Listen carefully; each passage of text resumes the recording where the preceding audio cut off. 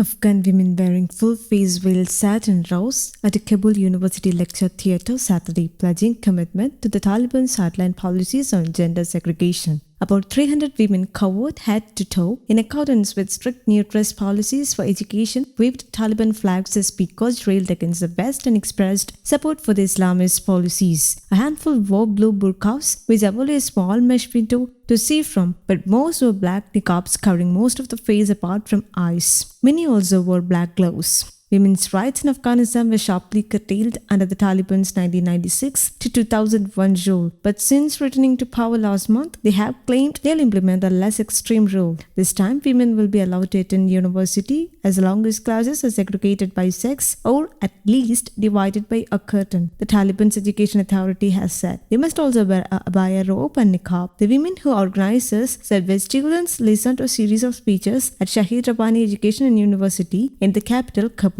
Large Taliban flags flanked the podium as the female speakers criticized women who have protested across Afghanistan in recent days. They also defended the new government of the Islamic Emirate of Afghanistan, which has banned demonstrations unless permission is granted by the Justice Ministry. Daud Haqqani, Director of Foreign Relations at the Education Ministry, said the protest was organized by women who had asked and been granted permission to demonstrate. We are against those women who are protesting on the streets claiming they are representative of women, said the first speaker, cowed head to toe. Is it freedom to like the last government? No, it's not freedom. The last government were misusing women. They were recruiting women just by their beauty, she claimed. Some in the audience held babies who occasionally cried during the speeches, while others were young girls clearly too young for university. A student named Shabana Omari told the crowd she agreed with the Taliban's policy that women should cover their heads. Those not wearing the hijab are harming all of us, she said, referring to the head scarves worn by many Muslim women. The hijab is not an individual thing. Ms. Omari concluded her speech by leading a chorus of Allahu Akbar, our God is great. Another speaker, Somaya, said history had changed since the Taliban came back. After this, we'll not see bihijabi, which means people not wearing headscarves, she said. Women will be safe after this. We are supporting our government with all our strength. After the speeches in the meeting hall, the women walked in organized lines a short distance on the street outside, holding printed banners and flanked by Taliban soldiers carrying rifles and machine guns. The public demonstration was in stark contrast with scenes in Kabul and elsewhere earlier in the week, when Taliban fighters fired in the air to dispose a number of protests against their rule, shooting 2 people dead. Women who left Afghanistan cannot represent us, on pro-Taliban banner on Saturday read. We are satisfied with attitude and behavior of Mujahideens or Taliban, read another. The Taliban say they want to distance themselves from the harsher policies of old when half of the population was excluded from work and education. Under new rules, women may work in accordance with the principles of Islam. The Taliban have decreed, but few details have yet been given as to what that exactly might mean.